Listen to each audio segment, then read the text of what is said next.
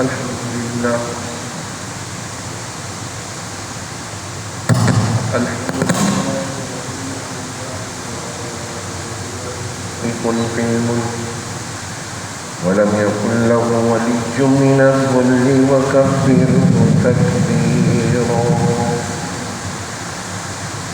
وأشهد أن لا إله إلا الله وحده لا شريك له وأشهد أن سيدنا وسندنا ومولانا نبينا محمدا عبده ورسوله أرسله الله بالحق بشيرا ونذيرا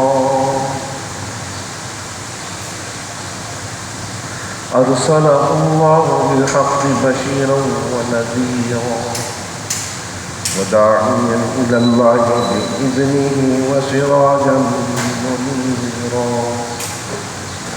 صلى الله تعالى عليه وعلى آله وصحابه وبارك وسلم وعلى آله وصحابه وبارك وسلم تسليما كثيرا كثيرا أما بعد قال الله تبارك وتعالى في كلامه المجيد والفرقان الحميد أعوذ بالله من الشيطان الرجيم بسم الله الرحمن الرحيم ومن أعرض عن ذكري فإن له معيشة ضنكا ونحشره يوم القيامة أعمى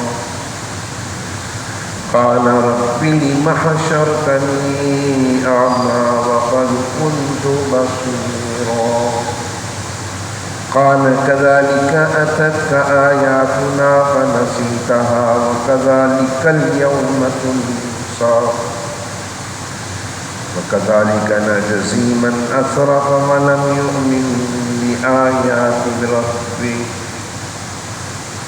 ولعذاب الآخرة أشد وأبقى أفلم يأتهم كم أهلكنا قبلهم من القرون يمشون في مساكنهم إن في ذلك لآيات لأولي النهى آمنت بالله صدق الله العظيم وصدق رسوله النبي الكريم ونحن على ذلك لمن الشاهدين والشاكرين والحمد لله رب العالمين.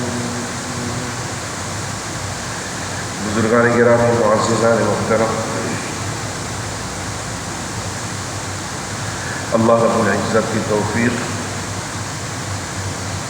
کہ اس رب کائنات نے مجھے اور آپ کو اپنے گھر میں نماز جمعہ کے لیے اکٹھا ہونے کی سعادت سے نوازا، اور اس اجتماع کی برکت کہ اللہ رب العزت دین کی بات کرنے کی توفیق دیتا ہے اور آپ حضرات کو اس موقع سے فائدہ اٹھاتے ہوئے دین کی بات سننے کا موقع ملتا ہے۔ اللہ رب العزت کی بارگاہ میں دعا کریں کہ اللہ رب العزت حق اور سچ کہنے کے ساتھ ساتھ مجھے اور آپ کو حق کا ساتھ دینے والا بنا دیں اور باطل کو برا کہنے کی توفیق نصیب فرما دیں۔ یاد رکھیے گا، حق وہ ہے جو خود بولتا ہے کہ میں حق ہوں، اور باطل اپنے بطلاق سے لوگوں کو دھوکہ تو دے سکتا ہے، لیکن پھر ایک وقت آتا ہے کہ باطل مٹ جاتا ہے۔ اللہ رب العزت کی طرف سے جو شخص حق پر ہوگا، اللہ رب العزت وقتی معاملات کے تحت اس کے اوپر آزمائش تو ڈالیں گے، لیکن ہمیشہ یاد رکھیے گا بول والا حق کا ہوگا اور باطل کو شکست ہوگی۔ اللہ رب العزت نے اپنے محبوب نبی صلی اللہ علیہ وسلم کو جب اس روئے زمین پر نبوت و رسالت کے ساتھ مبعوث فرمایا تو یہ بات تمام حضرات جانتے ہیں کہ سب سے پہلے آپ صلی اللہ علیہ وسلم کو مخالفت کا سامنا کرنا پڑا۔ اگر ہم انبیاء علیہ السلام کی تاریخ کو دیکھتے ہیں تو انبیاء علیہ السلام کا سلسلہ بھی بعینی یہی رہا۔ حضرت ابراہیم خلیل اللہ علیہ السلام کا واقعہ سنایا جاتا ہے۔ قرآن حضرت ابراہیم علیہ السلام کے حوالے سے اس بات کو ذکر کرتا ہے کہ حضرت ابراہیم علیہ السلام نے سب سے پہلے اپنے باپ آزر کے سامنے اس بات کا ذکر کیا کہ میں معبود اس کو مانوں گا کہ جو معبود برحق ہوگا۔ یہ جو ہاتھوں سے بنائے ہوئے بت ہیں ان کی کیا عبادت کی جائے؟ حضرت ابراہیم علیہ السلام کو اپنے باپ کی مخالفت کا سامنا کرنا پڑا۔ پھر باپ نے اس حضرت ابراہیم علیہ السلام کے اس معاملے کو جب وہ بڑھتا چلا گیا تو آپ نے اپنے گھر سے بیٹے کو نکل جانے کا کہا اور اس بات کی طرف اشارہ دیا کہ تجھے حیا نہیں آئی، تجھے شرم نہیں آئی کہ اپنے آباء و اجداد کے دین سے تو منحرف ہوتا، اپنے آباء و اجداد کے طریقے کو تو برا بھلا کہتا ہے اور جن معبودین کی وہ عبادت کرتے ہیں تو ان معبودین کا انکار کرتا ہے۔ حضرت ابراہیم علیہ السلام نے سب کچھ تسلیم کر لیا لیکن اپنے آپ کو باطل کے آگے جھکایا نہیں، اور پھر حضرت ابراہیم علیہ السلام چلتے گئے، علاقے والوں نے ان کی مخالفت کی، علاقے والوں سے شہر والوں نے مخالفت کی، شہر کے بعد پھر مختلف معاملات بڑھتے چلے گئے، یہاں تک کہ وقت بادشاہ کے پاس حضرت ابراہیم خلیل اللہ علیہ السلام کا کیس پہنچا۔ حضرت ابراہیم علیہ السلام نے واضح طور پر اس بات کی طرف اشارہ فرما دیا، حق حق ہے، باطل باطل ہے۔ حق مخالفت کو برداشت تو کر سکتا ہے لیکن حق مٹ نہیں سکتا، باطل مخالفت کر کے حق کو دبانے کی کوشش کرتا ہے لیکن بعد میں باطل ہی مٹ جاتا ہے۔ تو میرے محترم دوستو، یہاں پر جب حق کی بات آتی ہے تو حق کی مخالفت کرنے والے ہر دور میں باطل رہا ہے اور ہر دور میں حق والوں میں یہاں تک کہ انبیاء اور رسولوں کو بھی اس بات کی مخالفت کا سامنا کرنا پڑا کہ باطل نے انبیاء اور رسولوں کو بھی جھٹلایا۔ اور ان سارے معاملات میں کہا جاتا ہے کہ حق کا حق ہونا یوں ثابت ہوتا ہے کہ اس کے سامنے اس کی مخالفانہ روش لے کر اس کی مخالفت کرنے والے لوگ اٹھ جاتے ہیں، اور یہ مخالفانہ روش اختیار کرنے والے یہ حق کے معاملات کو خود ثابت کر رہے ہوتے ہیں کہ یہ حق حق ہے۔ آپ صلی اللہ علیہ وسلم جب اپنی بعثت کے ساتھ مشرکین کے سامنے، کفار مکہ کے سامنے آ کر بات کرتے ہیں تو سب سے پہلے اپنے کردار کی بات کرتے ہیں، کردار کے ساتھ اپنی گفتگو کی بات کرتے ہیں، اپنے رہن سہن کی بات کرتے ہیں، اپنی طریقے اپنے چال چلن کی بات کرتے ہیں، اور پھر پوچھتے ہیں کہ میں تم میں کیسا پہچانا جاتا ہوں۔ تمام حضرات نے آپ رسالت مآب صلی اللہ علیہ وسلم کے کردار کی پاکیزگی کی گواہی دی، تمام حضرات نے آپ کی حسن اخلاق، آپ کی اعلیٰ گفتگو کی حمایت کی، اتفاق رائے کے ساتھ فرمایا کہ اس روئے زمین پر آپ سے بہترین طرز پر گفتگو کرنے والا کوئی نہیں۔ اگر یہ بات کہی جائے تو مبالغہ نہیں ہوگا کہ آپ سے بہتر کردار رکھنے والا روئے زمین پر کوئی ہے ہی نہیں۔ کتنی بڑی بات ہے، آپ صلی اللہ علیہ وسلم کی گفتگو، اعلیٰ گفتگو کا بھی اقرار کرنے والے لوگ، آپ صلی اللہ علیہ وسلم کے اعلیٰ کردار کے ثبوت اور آپ کی گواہی دینے کے لیے بھی تیار، لیکن جب آپ صلی اللہ علیہ وسلم بات کرتے ہیں حق کی، آپ صلی اللہ علیہ وسلم ان کے سامنے دین حق کو پیش کرتے ہیں، آپ صلی اللہ علیہ وسلم دین حق کو پیش کرتے ہوئے ان کے سامنے جب یہ بات کہتے ہیں قولوا لا الہ الا اللہ تفلحون، کہ تم اپنے معبودین باطلہ کا انکار کر دو اور معبودین باطلہ کا انکار کر کے ایک اللہ وحدہ لا شریک کے ساتھ تعلق جوڑ لو، تو آپ صلی اللہ علیہ وسلم کا اپنا چچا عتبہ اٹھتا ہے، آپ صلی اللہ علیہ وسلم کے اپنے خاندان کے لوگ اٹھتے ہیں، آپ صلی اللہ علیہ وسلم کو اپنے علاقے کے اہل محلہ، اہل پڑوسی جتنے ہوتے ہیں وہ اٹھ کر آپ صلی اللہ علیہ وسلم کی مخالفت کرتے ہیں اور آپ صلی اللہ علیہ وسلم کو زخمی کر دیتے ہیں۔ کیوں کہ حق حق ہے۔ آپ صلی اللہ علیہ وسلم نے ان کی مخالفت کو برداشت کیا۔ آپ صلی اللہ علیہ وسلم کی پہلی ہجرت طائف پر ہوتی ہے۔ آپ صلی اللہ علیہ وسلم 3 سال کا مدت وہاں پر گزارتے ہیں اور گزارنے کے بعد واپس آتے ہیں۔ آپ صلی اللہ علیہ وسلم کے اوپر کیا کیا معاملات آتے ہیں۔ آپ کے چند صحابہ ایمان لے کر آئے، کتنے صحابہ تھے جو آپ صلی اللہ علیہ وسلم کے ساتھ طائف پر گئے، اور طائف کے موقع پر انہوں نے جو وقت گزارا، حضرت ابو ہریرہ رضی اللہ تعالیٰ عنہ فرماتے ہیں خدا کی قسم ہماری یہ حالت تھی کہ ہم پتوں پر گزارا کرتے تھے، اور جب ہمارے کو اجابت ہوتی تھی تو بکری کی مینگنیوں کی طرح تھوڑے چھوٹے چھوٹے ٹکڑے آتے تھے۔ میرے محترم دوستو، حق کے لیے سب کچھ برداشت کیا۔ اور آپ صلی اللہ علیہ وسلم کو جب زخمی کیا تو جبریل علیہ السلام نے یہ بات کہی کہ اگر آپ اجازت دیں تو ان دونوں پہاڑوں کو، طائف کے پہاڑ کو اور مکہ کے پہاڑ کو ملا کر بیچ میں جتنے لوگ آتے ہیں سب کو ملیامٹ کر دیا جائے۔ آپ صلی اللہ علیہ وسلم نے فرمایا حق کی مخالفت کرنے والے نادان ہیں، حق کی مخالفت کرنے والے نادان ہیں، بے وقوف ہیں۔ یہی جب دین کو اور حق کو سمجھ جائیں گے، اللہ رب العزت پھر انہی کے ذریعے دین کو اعلیٰ مقام عطا فرمائیں گے، انہی کے ذریعے دین کو پھیلائیں گے، انہی کے ذریعے دین پھر انشاءاللہ کونے کونے تک پہنچے گا۔ میرے محترم دوستو، بات کہنے کا مقصد یہ ہے کہ جب حق بات آئے گی سامنے تو مخالفین اٹھیں گے مخالفت کرنے کے لیے، اور جب مخالفین مخالفت کے لیے اٹھیں گے تو پھر حق کا اللہ رب العزت بول بالا فرمائیں گے، اور مخالف کی مخالفت کو اللہ تعالیٰ دبا دیں گے۔ آپ دیکھیے کہ حضرت حسین رضی اللہ تعالیٰ عنہ کا واقعہ پچھلے جمعے کو کچھ حادثات کی وجہ سے آپ کے سامنے اس واقعے کو پیش نہیں کر سکا کہ حضرت حسین رضی اللہ تعالیٰ عنہ حق پر ڈٹے رہے، اور حق پر ڈٹے رہنے کے ساتھ ساتھ ان کے ساتھ مخالفین نے جو روش اختیار کی، حضرت حسین رضی اللہ تعالیٰ عنہ نے بہرحال کچھ ناسمجھی کہہ لیجئے یا کچھ جلد بازی کہہ لیجئے، آپ رضی اللہ تعالیٰ عنہ کے پاس آپ جب کہتے ہیں شعبان کا مہینہ تھا، شعبان کے مہینے میں آپ رضی اللہ تعالیٰ عنہ مکہ کی طرف روانہ ہو گئے، اور مکہ میں آپ وقت گزار رہے تھے۔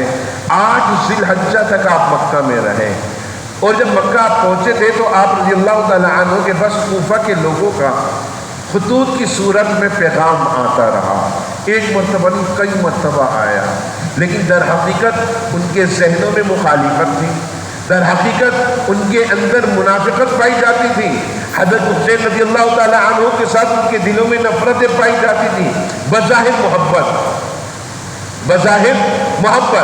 اور حضرت حسین رضی اللہ تعالیٰ عنہ کو صحابہ کرام رضوان اللہ تعالیٰ علیہ مجمعین کی مخالفت کی طرف لے جانا تھا۔ تو میرے محترم دوستو، حضرت حسین رضی اللہ تعالیٰ عنہ کو بار بار خطوط آ رہے، اور خطوط میں کہا جا رہا کہ آپ کوفہ میں آ جائیں اور کوفہ کی ہم آپ کو گورنری دیں گے۔ حضرت حسین رضی اللہ تعالیٰ عنہ نے ابن عقیل ان کو بھیجا کہ جاؤ دیکھ آؤ کوفہ کے حالات اور معاملات، اور کوفہ والوں کی باتیں کتنی مصدقہ اور کتنی سچ ہیں۔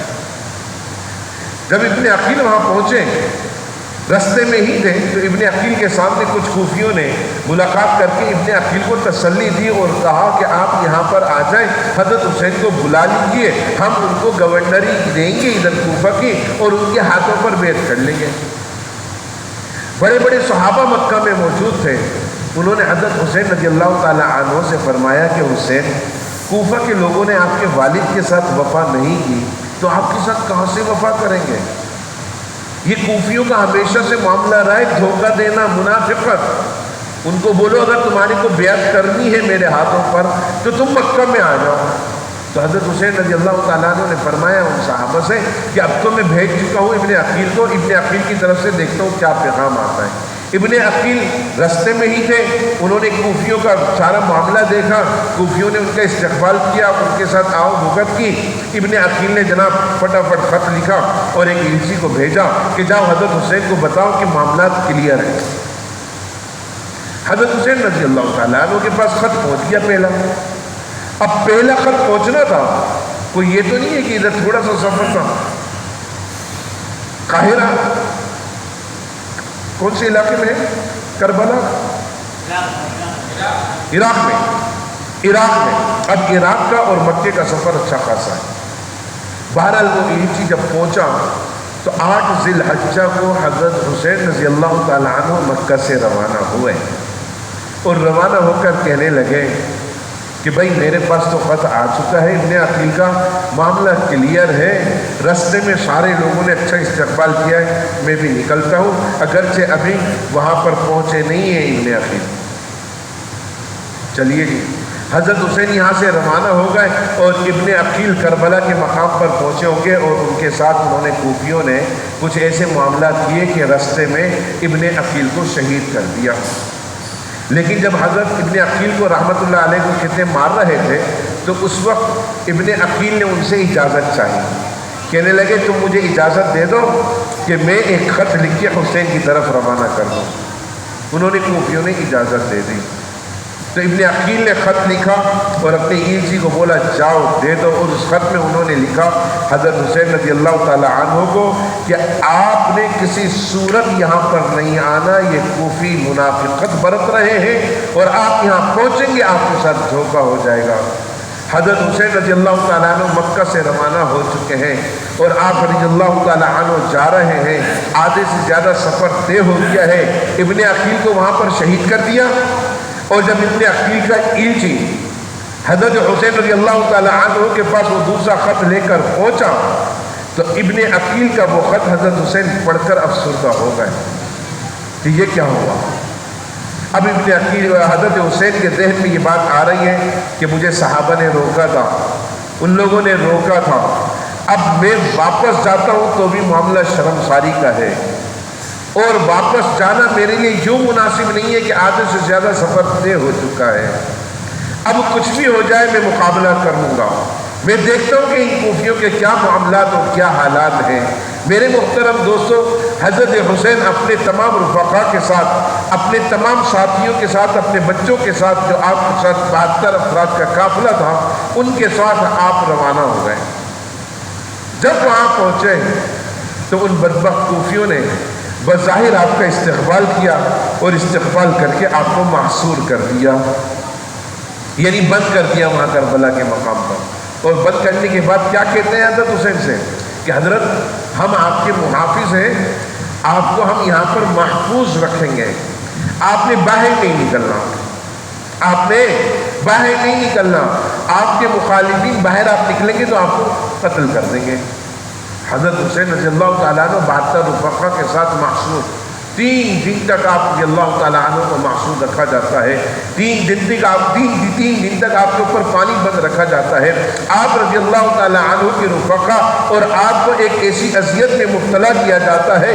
بہرحال یہ تو حقائق ہیں کہ حضرت حسین رضی اللہ تعالیٰ عنہ کی شہادت انتہائی مظلومانہ ہے، لیکن اگر تاریخ کے اوراق میں ہم دیکھتے ہیں اور ہم تاریخی اوراق کے ساتھ حضور صلی اللہ علیہ وسلم کے تیسرے خلیفہ کی طرف رخ کرتے ہیں جو سیدنا عثمان رضی اللہ تعالیٰ عنہ کے حالات ہیں، ان کے اوپر 40 دن تک پانی بند کیا، خلیفۃ المؤمنین تھے اور ایک بڑی لاکھوں مربع مل کے اوپر ان کی اللہ رب العزت حکمرانی کی قوت اور طاقت ان کو عطا کی تھی۔ اس تمام طاقت کے باوجود حضرت عثمان ذی النورین رضی اللہ تعالیٰ عنہ وہ شخصیت کہ ان کو پیاسا رکھا گیا، پیاس کی شدت میں انہوں نے اپنے گھر کے برآمدے میں آ کر پکار کر کہا ان خادمیوں سے، ان بلبائیوں سے کہ مجھے تم پانی بند کر کے کیوں پیاسا رکھے ہوئے ہو؟ میں نے تمہارے سامنے حضور صلی اللہ علیہ وسلم کا وہ وقت جب آپ نے فرمایا کہ ہے کوئی مسلمانوں کے لیے بیر روما کو خریدنے والا، یہ بات اس وقت کی ہے جب ایک یہودی نے مسلمانوں کا پانی بند کر دیا تھا، اور میں نے آپ صلی اللہ علیہ وسلم کے ایک اشارے پر بیر روما خرید کر مسلمانوں کے لیے وقف کر دیا تھا۔ کہ آج تم لوگوں کو اتنا ترس نہیں آتا کہ تم مجھے اس بیر روما سے ایک گلاس پانی پلا دو؟ 40 دن تک جس شخص کو پیاسا رکھا گیا، لاکھوں مربع مل کے اوپر حکمرانی کرنے والا، مدینہ النبی میں وہ اپنا کیا نام ہے اسمبلی ہال بنا کر بیٹھا ہوا ہو اور اس کو محصور کر دیا جائے، اور محصور کرنے کے بعد میرے دوستو آپ بتائیے کہ اس سے زیادہ مظلومانہ شہادت کسی کی ہو سکتی ہے کہ حضرت عثمان رضی اللہ تعالیٰ عنہ کے اوپر 40 دن تک پانی بند رکھا اور انہوں نے پانی مانگا تب بھی نہیں دیا، اور پھر حضرت عثمان رضی اللہ تعالیٰ عنہ اپنے آپ کو روزے کی حالت میں رکھتے ہیں پھر ایک دن آیا، آپ رضی اللہ تعالیٰ عنہ نے مطالبہ کیا، تمہیں یاد ہے وہ وقت جب مسجد نبوی چھوٹی پڑ رہی تھی، آپ صلی اللہ علیہ وسلم نے فرمایا ہے کوئی شخص ایسا جو یہ برابر کا باغ خریدے اور مسجد کے لیے وقف کر دے؟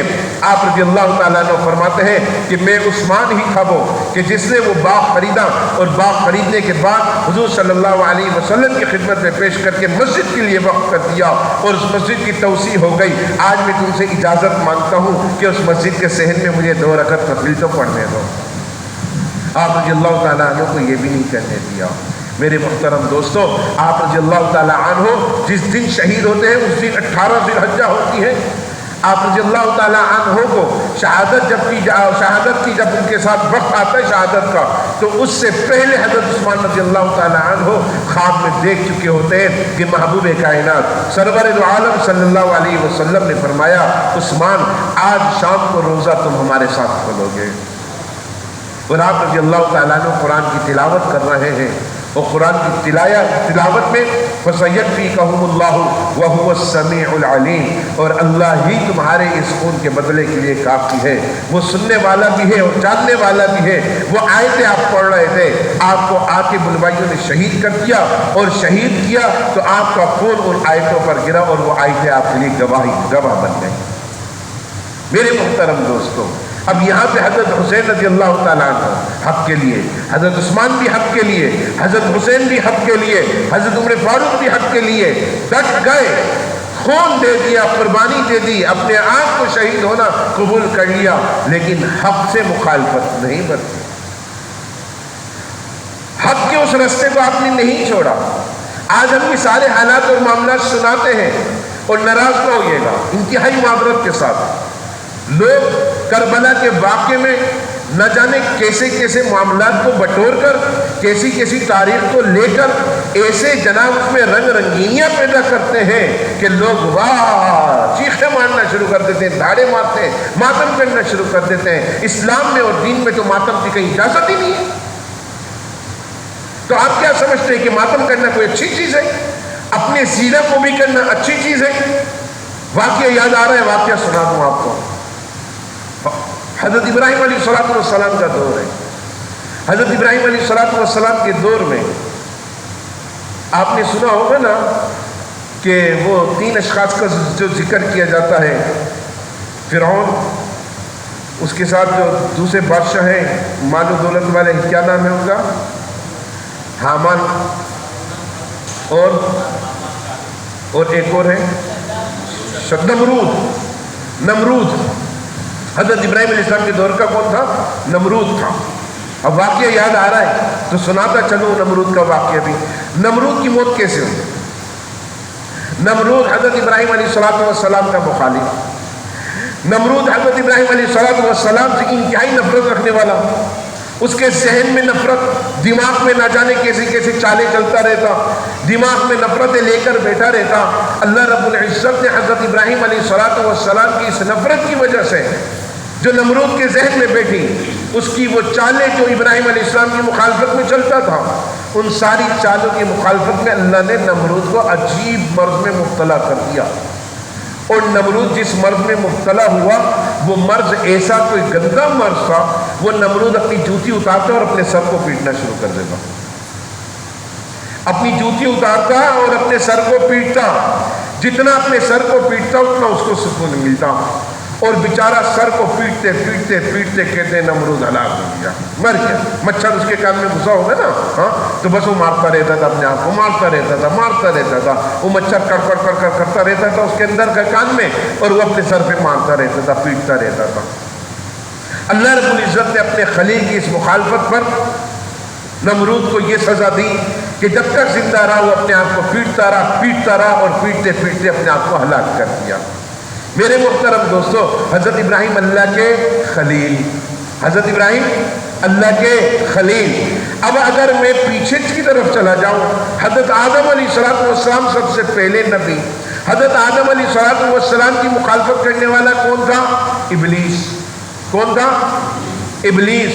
ابلیس نے حضرت آدم علیہ السلام کی مخالفت کی، آدم अलैहिस्सलाम से नफरत के इजहार में उनकी अजमत और ताज़ीम का इनकार करके सजदे से इनकार किया। अल्लाह रब्बुल इज़्ज़त ने इब्लीस के लिए ऐसी सज़ा तजवीज़ की कि क़यामत तक आने वाली इंसानियत में मुसलमान हर साल जाके उस इब्लीस को कंकरियाँ मारेंगे। ऐसा ही है ना। चलो वो तो अल्लाह रब्बुल इज़्ज़त की तरफ से हज़रत आदम अलैहिस्सलाम पहली शख्सियत थे, तो अल्लाह ने मुसलमानों के दिल में लगा दिया कि वो शैतान को मारेगा।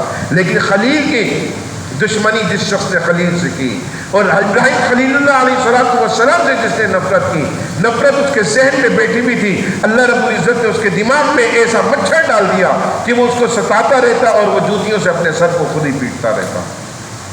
अब आ जाइए आखिर में कौन आए? मुहम्मदुर रसूलुल्लाह सल्लल्लाहु अलैहि वसल्लम। जोर से पढ़ो। आप सल्लल्लाहु अलैहि वसल्लम का दौर आया। अल्लाह रब्बुल इज़्ज़त ने अपनी तौहीद के लिए कमोबेश कितने पैगंबर भेजे? 1,24,000।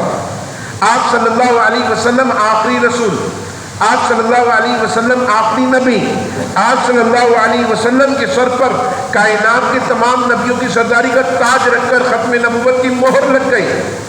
आप सल्लल्लाहु अलैहि वसल्लम पर कायनात के तमाम रसूलों की रिसालत का ताज रखकर रसूलों के मोहर लगा दी गई। अब क़यामत तक कोई नबी नहीं, कोई रसूल नहीं। जब कोई नबी कोई रसूल नहीं तो कोई शरीयत भी नहीं, आपकी शरीयत पर मोहर लग गई। अब कोई शरीयत नहीं तो फिर दूसरी कोई उम्मत भी नहीं। आप सल्लल्लाहु अलैहि वसल्लम आखिरी नबी, आखिरी रसूल, आपकी उम्मत आखिरी उम्मत। मोहम्मद रसूलुल्लाह सल्लल्लाहु अलैहि वसल्लम अल्लाह के महबूब। अल्लाह ने अपनी तौहीद के वालों के लिए, अल्लाह रब्बुल इज़्ज़त ने अपनी तौहीद का सबूत पेश करने के लिए कमोबेश 1.25 लाख पैगंबर भिजवाए और अपने महबूब की नबूवत को महफूज करने के लिए कमोबेश 1.25 लाख सहाबा को रख दिया है। 1.25 लाख सहाबा है। आप सल्लल्लाहु अलैहि वसल्लम की नबूवत के मुहाफिज, आप सल्लल्लाहु अलैहि वसल्लम की रिसालत के मुहाफिज, आप सल्लल्लाहु अलैहि वसल्लम के अमानतदार, आप सल्लल्लाहु अलैहि वसल्लम की तरबियत याफ्ता ये सहाबा किराम रिज़वानुल्लाहि ताला अलैहिम अजमईन हैं। अब याद रखिएगा, इन सहाबा के साथ अगर कोई बुग़्ज़ रखे और सहाबा में अहले बैत अतहार के साथ कोई बुग़्ज़ रखे, कोई मुसलमान ऐसा कर सकता है? बताइए, कोई मुसलमान ऐसा कर सकता है? लेकिन मेरे मोहतरम दोस्तों, आज मुसलमानों को चिकनी चुपड़ी बातें करके, आज मुसलमानों को धोखा देकर, मुसलमानों के ईमान पर डाका मारकर, मुसलमानों को कभी मोहम्मद सल्लल्लाहु अलैहि वसल्लम की नबूवत के नाम पर कभी इस तरह की बातें करके, आपकी नबूवत को भी तस्लीम करके एक दूसरी नबूवत को पेश करके कादियानियत खड़ी होती है। और कभी मुसलमानों के सामने अहले बैत अतहार से मोहब्बत का सबूत देने के लिए आप सल्लल्लाहु अलैहि वसल्लम के अहले बैत के साथ मामलात को, अपने आप को आशिक अहले बैत कहकर मुसलमानों की मुसलमानियत को फरेब में रखने के लिए वो अहले बैत के नाम का मातम करते हैं। लिखने वालों ने ये बात लिखी है, इब्राहिम के दुश्मन को अल्लाह रब्बुल इज़्ज़त ने खुद मौका दिया कि अपने सर पर जूतियां बरसाता रहे। मोहम्मद के सहाबा के साथ अगर कोई बुग़्ज़ रखता है और उनका बुग़्ज़ उनके सीने में होगा तो आपको और या मुझे उनकी मुखालफत क्या होगी? अल्लाह रब्बुल इज़्ज़त ने खुद उनको इस काबिल बना दिया कि अपने सीने को पीट पीट कर अपने आप को हलाक कर दे। बुग़्ज़ किधर रखा हुआ? सीने में रखा हुआ। हुजूर के सहाबा के साथ, हुजूर के सहाबा तो मोहब्बत के लायक थे। हुजूर के सहाबा तो आपस में एक दूसरे के ऊपर फिदा होने के लिए थे। हुजूर के सहाबा ने हज़रत अबू बकर सिद्दीक़ रज़ियल्लाहु ताला अन्हु खलीफा वक्त बनते हैं, पहले अमीरुल मोमिनीन बनते हैं। मुसलमानों की शिराज़े को बिखरने से बचाने के लिए, मुसलमानों के अंदर इत्तेहाद को बरकरार रखने के लिए वो कमज़ोर सी शख्सियत उठती है, खिलाफत पर फाइज होती है और मुसलमानों का ईमान और इत्तेहाद बचाने के लिए अपना सब कुछ कुर्बान करके दिखाती है। 2 साल की मुद्दत गुजारने के बाद हज़रत उमर इब्न ख़त्ताब रज़ियल्लाहु ताला अन्हु खलीफतुल मोमिनीन बनते हैं। हज़रत उमर इब्न ख़त्ताब रज़ियल्लाहु ताला अन्हु 22 लाख मुरब्बा मील पर हुक्मरानी कर कर अपनी सादगी और हुज़ूर सल्लल्लाहु अलैहि वसल्लम की मोहब्बत और सहाबा के इत्तेहाद को बरकरार रखने का सबूत बनती है। और हज़रत उमर इब्न ख़त्ताब रज़ियल्लाहु ताला अन्हु फिर हक़ पर ऐसे डटते हैं, वो क़ुव्वत वाली शख्सियत कि अबू बकर सिद्दीक़ रज़ियल्लाहु ताला अन्हु से फरमाया कि आपकी सादगी, आपकी नरमी, आज अगर आप चले जाते हैं और आपके बाद उमर के सर पर खिलाफत रखी जाए तो उमर तो इंतहाई मुतशद्दिद गुस्से वाले जलाली आदमी हैं, تو آپ رضی اللہ تعالیٰ عنہ فرماتے ہیں جب عمر خلافت کے منصب پر فائز ہوگا تو اللہ اس کے دل میں خود بخود نرمی پیدا کر دے گا. وہ نرمی جو عمر کے دل میں مسلمانوں کے لیے ہے اس کو تم نے پہچانا ہی نہیں. حضرت عمر رضی اللہ تعالیٰ عنہ کی نرمی ہی کوئی دیکھ کر اللہ رب العزت کی طرف سے قرآن کی آیتیں نازل ہوئی تھی کہ اللہ رب العزت کے محبوب نبی صلی اللہ علیہ وسلم کے ان صحابہ میں وہ صحابی جو حضرت عمر بن خطاب رضی اللہ تعالیٰ عنہ جیسا جلالی ہے، اشداء علی الکفار، وہ تو کفار کے معاملے میں متشدد ہے، وہ تو کفار کے ساتھ سختی کرتے ہیں. رحماء بینہم، اور آپس میں مسلمانوں کے اوپر تو رحم دل ہے. میرے محترم دوستو، آج ہمیں اس بات کا درس دیا جا رہا ہے. آج میرے اور آپ کے لیے صحابہ کی ان تمام واقعات کو پیش کر کر ایک ہی بات بتلائی جا رہی ہے کہ میں اور آپ ایک دوسرے کے ساتھ ہمدردانہ تعلق جوڑ کر اللہ رب العزت کی رسی کو مضبوطی کے ساتھ تھام کر اپنے آپ کو سیسا پلائی کی دیوار بنا کر مخالفین کے سامنے کھڑے کر سکتے ہیں. ہماری ایمان کی طاقت وہ طاقت ہے کہ جس نے کفار کو اور مشرکین کو لرزہ پر اندام کر دیا. وہ طاقتیں کہ جن کے لیے مخالفین اپنی روش اختیار کر کر کے دھوکہ دے کر مسلمانوں کے اوپر فریب والے معاملات رکھ کر کبھی حضرت عمر بن خطاب رضی اللہ تعالیٰ عنہ کو شہید کرتے ہیں، کبھی عثمان ذی النورین رضی اللہ تعالیٰ عنہ کو محصور کر کے ان کے اوپر پانی بند کر کے ان کو اللہ رب العزت کی بارگاہ میں شرف قبولیت کے مقام پر پہنچا دیتے ہیں. اور کہیں حضرت حسین رضی اللہ تعالیٰ حضرت علی رضی اللہ تعالیٰ عنہ جیسی شخصیت کہ نماز پڑھا رہے ہیں اور آگے ان کو پھر ابن بلجم عبد الرحمن بلجم وہ آ کر حضرت علی رضی اللہ تعالیٰ عنہ کو شہید کر جاتا ہے. میرے محترم دوستو، اور پھر یہی منافقین، یہی مخالفین جو مسلمانوں کو دھوکہ دینے کے لیے مسلمانیت کا نام بھی استعمال کرتے رہے، در حقیقت منافق تھے. ان منافقوں نے حضرت حسین رضی اللہ تعالیٰ عنہ کو دھوکے سے بلایا کربلا کے مقام پر، وہاں پر دھوکے سے بلا کر آپ رضی اللہ تعالیٰ عنہ کو شہید کر دیا.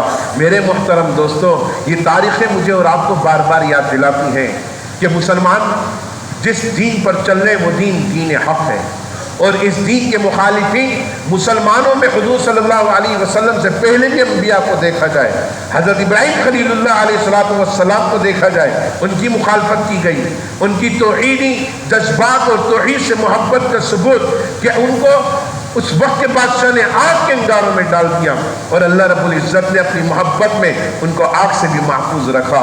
میرے محترم دوستو، حضرت ابراہیم سے مجھے اور آپ کو یہ سلسلہ ملتا ہے کہ حضرت ابراہیم علیہ السلام کو آگ میں ڈالا کیا، لیکن آپ کے قدم ڈگمگائے نہیں، آپ کے ارادے کمزور نہیں ہوئے، آپ کے ایمان میں اور زیادہ اللہ تعالیٰ نے مضبوطی پیدا فرمائی، آپ کے اندر اللہ رب العزت نے اور زیادہ دین سے محبت اور اللہ کی توحید کا متوالا بناتے چلے گئے، یہاں تک کہ اپنے بیوی بچوں کو بھی چھوڑ دیا. اور ایک وقت ایسا آیا کہ اللہ رب العزت کے گھر کو تعمیر کر کے پوری کی پوری انسانیت کے لیے، مسلمانوں کے لیے ہدایت کا ذریعہ بنا کر چلے گئے. میرے محترم دوستو، یہ تمام تاریخیں مجھ سے اور آپ سے مطالبہ کرتی ہیں. کس بات کا مطالبہ کرتی ہیں؟ کہ مسلمانوں کے اتحاد میں قطعاً کسی قسم کی کوئی دراڑ پیدا نہ ہو. مسلمانوں کا اتحاد، مسلمانوں کی محبت، مسلمانوں کی یکجہتی، مخالفین کی مخالفت کی وجہ سے میرا ایمان کمزور نہیں ہوگا، مخالفین کی مخالفت کی وجہ سے میرے اندر کسی قسم کی کوئی کمزوری نہیں آنی چاہیے. میرا ایمان مضبوط ہونا چاہیے، میرا یقین مضبوط ہونا چاہیے، اور میرے کو اپنے ایمان اور یقین کی بنیاد پر اپنی آنکھوں کے مشاہدات کے ساتھ ساتھ اپنے دل کی نگاہوں سے بھی دیکھنے کی قوت پیدا کرنی چاہیے، تاکہ میں اور آپ کیا فرشناس بن کر منافقین کی منافقت کو پہچان سکیں، فریب دینے والے لوگوں کے دجل و فریب سے میں اور آپ اپنے آپ کو اور مسلمانوں کو بچا سکیں. میرے محترم دوستو، حق یہ ہے کہ میں اور آپ حق کے لیے اپنا سب کچھ قربان کرتے ہیں، اور باطل کو پہچان کر میں اور آپ باطل کے سامنے سیسا پلائی کی دیوار بن کر کھڑے ہو جائیں. آج مسلمانوں کے لیے کہا جاتا ہے، پہلے بھی یہ بات میں کہہ چکا ہوں کہ مسلمان جہاں کہیں یہ پس رہے ہیں، یہی کہتے ہیں نا لوگ، ایسی باتیں سناتے ہیں نا کہ مسلمان جہاں کہیں یہ پس رہے ہیں، اور کہتے ہیں مسلمانوں کی وحدت تقسیم ہوئی ہوئی ہے، کوئی کسی مسلک میں، کوئی کسی مسلک میں۔ میرے محترم دوستو، جب محمد الرسول اللہ کی بات آتی ہے، آپ کے صحابہ کی بات آتی ہے، آپ صلی اللہ علیہ وسلم کے اہل بیت اطہار کی بات آتی ہے، انشاءاللہ سب ایک پلیٹ فارم پر ہیں۔ قرآن کی بات آتی ہے، سب قرآن کے ساتھ جڑ کر اپنے آپ کو ایک امت واحدہ کے طور پر پیش کرتے ہیں۔ سب کے اختلافات فروعی ہوں گے، لیکن اپنے معاملات میں ایمان اور یقین کے ساتھ محمد الرسول اللہ کی رسالت اور آپ کی رسالت کے محافظ انشاءاللہ ہم سب ہیں۔ آپ کے صحابہ کے معاملات میں دفاع صحابہ کا وقت آئے، ہم سب انشاءاللہ ایک ہیں، اور ان تمام معاملات کے ساتھ ساتھ اپنے فروعی مسئلے مسائل کو اختلاف کی بنیاد پر لے کے جایا جا سکتا ہے، لیکن یاد رکھیے گا اس اختلاف کو ایسا رنگ نہ دیں کہ جس کی وجہ سے مسلمانوں کی وحدت میں درار پڑ جائے۔ وحدت کو نہ ٹوٹنے دیں۔ وحدت کو اگر توڑ دیا تو یاد رکھیے گا ہماری وحدت کے پیچھے تو ہمارا دشمن بھی پڑا ہوا ہے، ہم دشمن کو خوش کر دیتے ہیں اور پھر حالت یہ ہوتی ہے کہ ہمارا اپنا شیرازہ بکھر جاتا ہے۔ حضرت عمر رضی اللہ تعالیٰ عنہ کا ایک چھوٹا سا واقعہ یاد آ رہا ہے دشمن کے اوپر۔ حضرت عمر رضی اللہ تعالیٰ عنہ کا دور خلافت تھا، آپ رضی اللہ تعالیٰ عنہ مسجد نبوی میں تشریف فرما تھے۔ ایک بدو دیہاتی آیا اور وہ دیہاتی قبلہ رخ ہو کر اللہ کی بارگاہ میں دعائیں کرنے لگا۔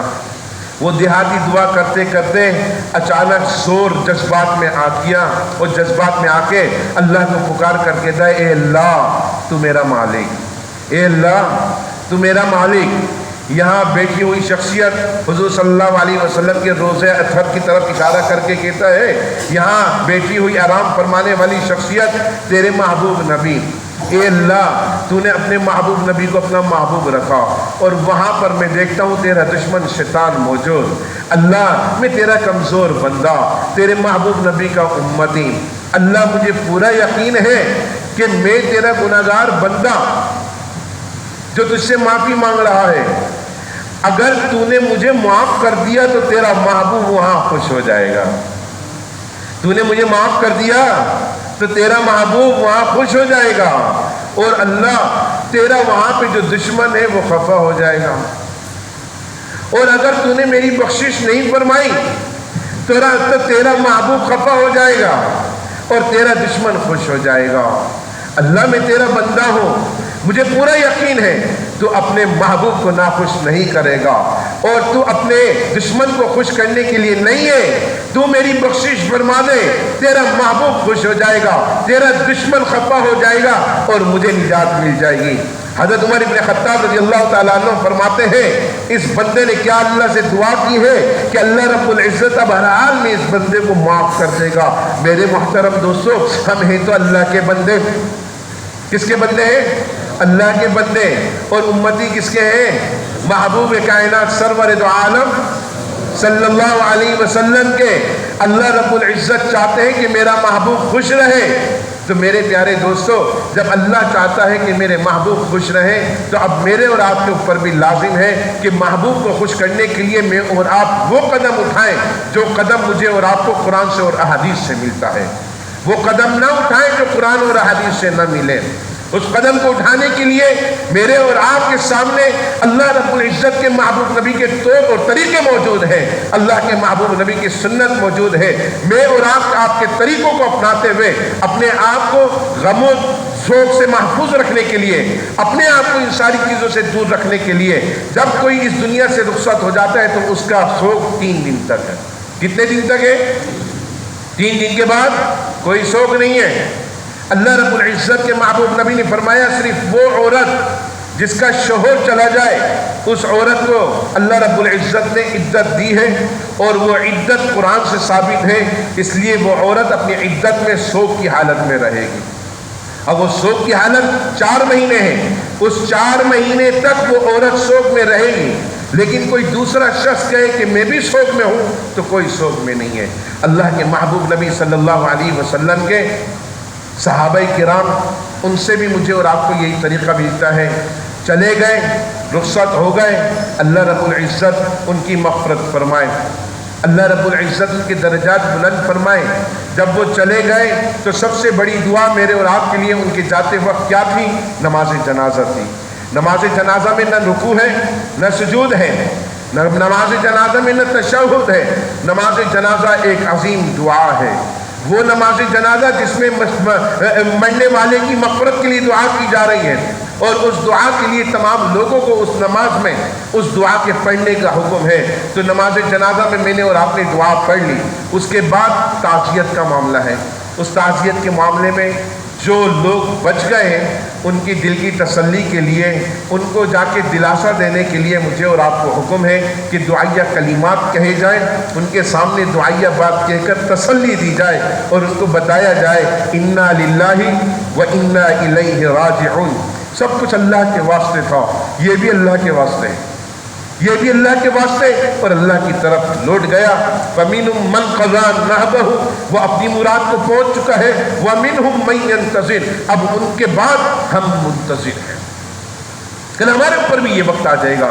تو میرے محترم دوستو، میں اور آپ اپنے آپ کو رسومات سے اور ہر قسم کی بدعات سے دور رکھ کر اللہ کے محبوب نبی کا مطیع و فرما بردار بنا لیں۔ اللہ کا مطیع و فرما بردار بننا اللہ کے حکموں کی اتباع ہے۔ آپ صلی اللہ علیہ وسلم نے فرمایا جس طرح میں نماز پڑھوں، تم نے مجھے جس طرح نماز پڑھتے ہوئے دیکھا اس طرح نماز پڑھو۔ صحابہ کرام نے اس چیز کو زندہ کر کے اس چیز کو میرے اور آپ کے سامنے بطور امانت کے پہنچا دیا ہے۔ صحابہ کرام نے اسی طرح رخصت کے وقت کے سارے معاملات اور ساری چیزوں کو پیش کر کے بتلا دیا ہے۔ اب میں اور آپ حسین رضی اللہ تعالیٰ عنہ، فاروق اعظم رضی اللہ تعالیٰ عنہ، عثمان ذی النورین رضی اللہ تعالیٰ عنہ، ان کی سیرت مطہرہ کو تو پیش کر سکتے ہیں، لیکن ان دنوں میں یا ان تاریخوں میں غم کا اظہار کریں، یہ مسلمان کا شیوا نہیں ہے۔ اپنے گریبان کو پھاڑیں، ماتم کریں، یہ مسلمان کا شیوا نہیں ہے۔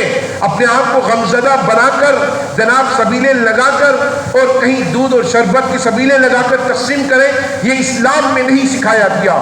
اسلام نے مجھے اور آپ کو وہی چیز سکھائی جو اللہ کے محبوب نبی نے مجھے اور آپ کو دی۔ اسلام میں وہی چیز مجھے اور آپ کو اپنانے کا حکم دیا جو چیز صحابہ کرام رضوان اللہ تعالیٰ علیہ اجمعین نے اپنائی۔ اب ان سارے خرافات سے بچنے کے لیے میرے محترم دوستوں، دین کو اور دین والوں کے ساتھ جڑ کر آپ نے اپنانے کی کوشش کرنا ہے۔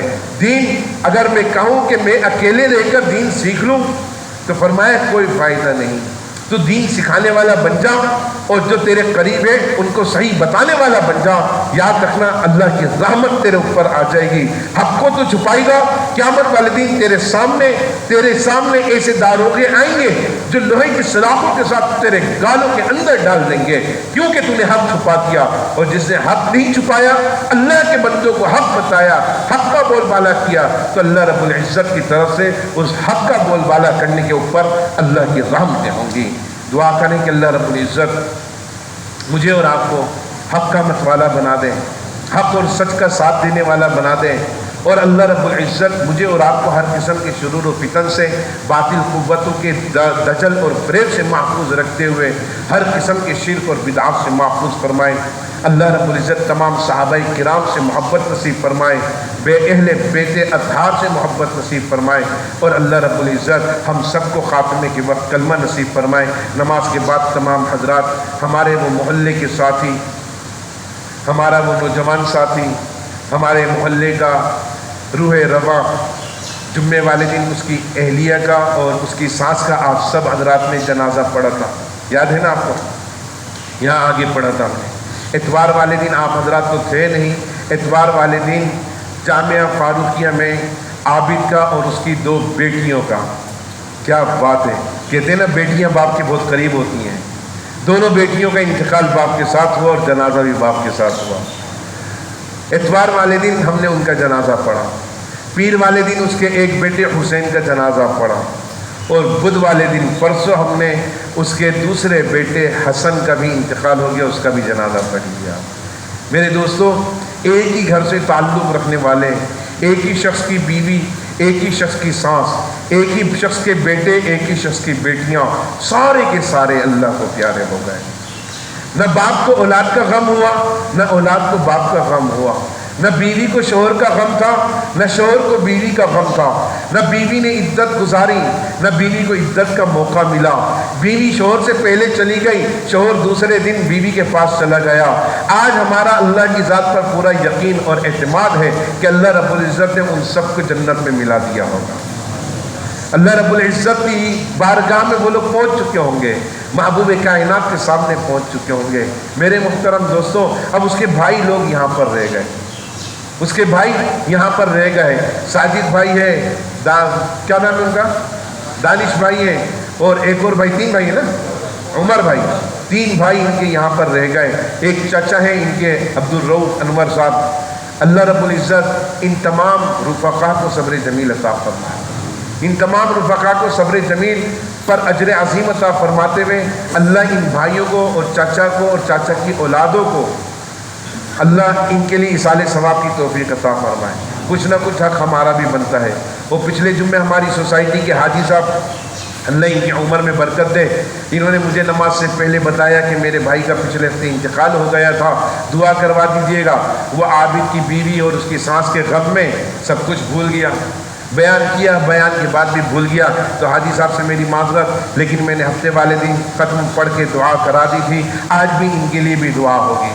نماز کے بعد انشاءاللہ دعا کریں گے۔ اور تمام ساتھیوں کو بتانے کا مقصد یہ ہے کہ تمام ساتھیوں کی طرف سے آپ لوگ مجھے امانت دار بنا دیں، میں ان کے بھائیوں سے تعزیت کر دوں کہ جتنے اس وقت مقتدی تمام حضرات آئے ہوئے جتنے حاضرین ہیں ان کی طرف سے آپ لوگ تعزیت قبول کریں بھائی۔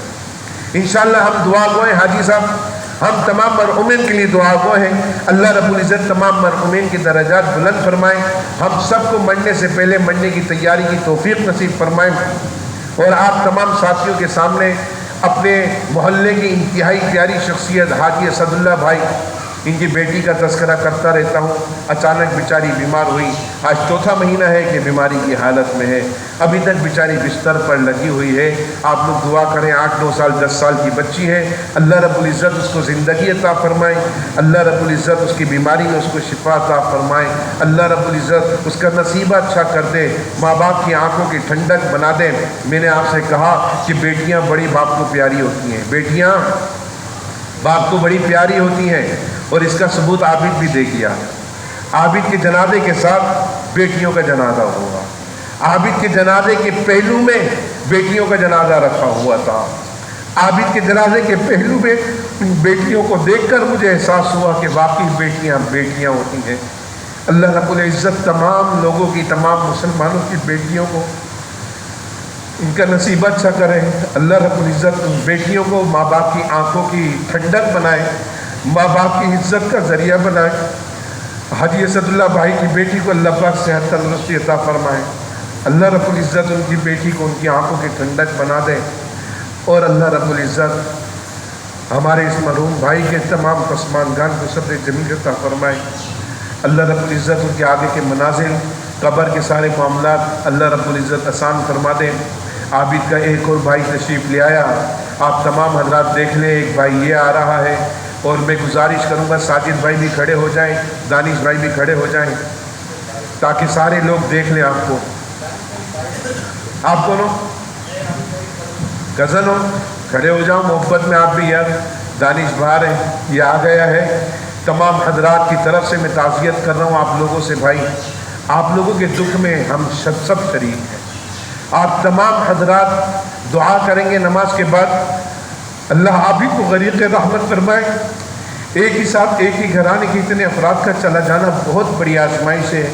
اللہ تو بندہ مومن کو کسی کو ایسی آزمائش میں مبتلا نہ کریو۔ آج ہمیں عابد کا غم یہ درد دے کے چلا گیا کہ فلسطین میں جس طرح مسلمانوں کو شہید کیا جا رہا ہے، جس طرح مسلمانوں کے گھرانوں میں، مجھ سے بیٹھ جاؤ بیٹا، جس طرح مسلمانوں کے گھرانے میں ایک ایک گھرانے کے کئی لوگوں کو شہید کیا جا رہا ہے، میرے دوستوں کیا گزرتی ہوگی ان کے دل پر۔ آج یہ بھائی، ان کی محبت، آج ان کے رفقا، ہمارے فاروق بھائی کے بیٹے، ہمارے ارشد بھائی کے بچے، یہ سب ان کے رشتہ داروں میں شامل ہیں۔ آج ان سب کے درد میں، ان کے غم میں ہم سب شریک ہیں۔ اللہ رب العزت آپ لوگوں کو صبر جمیل عطا فرمائے۔ وآخر دعوانا الحمدللہ رب العالمین۔